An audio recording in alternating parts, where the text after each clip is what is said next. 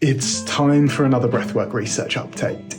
So one of the things that makes research interesting is that we can learn the limitations of things as well as the extent of their effect. So when we ask whether something works, we should not just be looking for a yes/no answer. We should also be asking, well, to what extent does it work and who does it work for? So if in my study on conscious connected breathwork, I found out that breathwork reduced symptoms of anxiety by 1%, does that prove that breathwork is effective for anxiety? Well, the answer would be yes.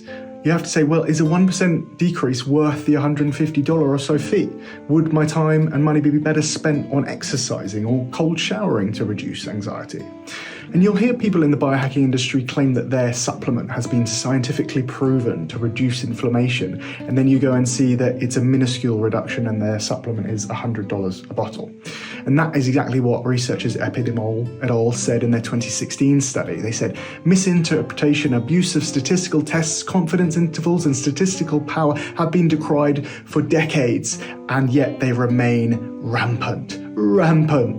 Well, they didn't say it like that, but they wrote it, but I added that to keep you interested. So when you watch your video from me, I'm going to be trying to help you judge the nuances of research, breathwork and biohacking. The breathwork study I'm going to tell you about today is by Hanratty. It was conducted in 2002, and they tested whether 1 week of conscious connected breathwork can be empirically effective as a form of psychotherapy. And the study results indicated an overall significant reduction in symptoms on negative affect and on the brief symptom inventory. So how effective was that? The power or the ability of a statistical test to reject a null hypothesis when it is false was 0.949, and a power estimate of 0.8 is considered very high. Therefore, the likelihood that this statistic occurred by chance is very small. That's all we can really say about it. So aside from the effectiveness of this breathwork study, perhaps the most revealing aspect of Hanratty's study was that all participants scored high or very high on trait absorption, which was measured pre-test.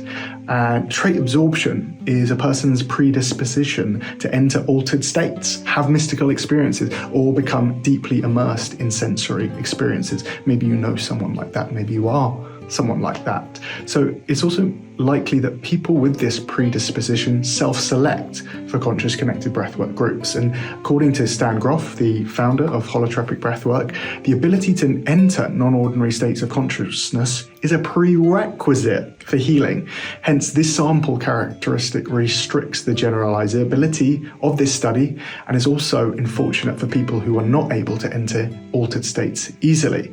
And part of this restriction is believed to be genetic, but as with all genetic discussions, I like to use the analogy that the genes load the gun and the environment pulls the trigger. So in other words, there may be things a person can do to ensure a particular gene is not expressed and hence allow them to enter non-ordinary states for healing. So here is a question for you, breathworkers and biohackers out there. What can we do to help someone, to help clients increase their trait absorption, increase their ability to enter non-ordinary states? The first thing that comes to my mind would be making a person feel very safe. Then I might think about something like things that elicit mystical experiences like frankincense or other essential oils. But I'm keen to hear your thoughts, so let me know in the comments below. Thanks for watching.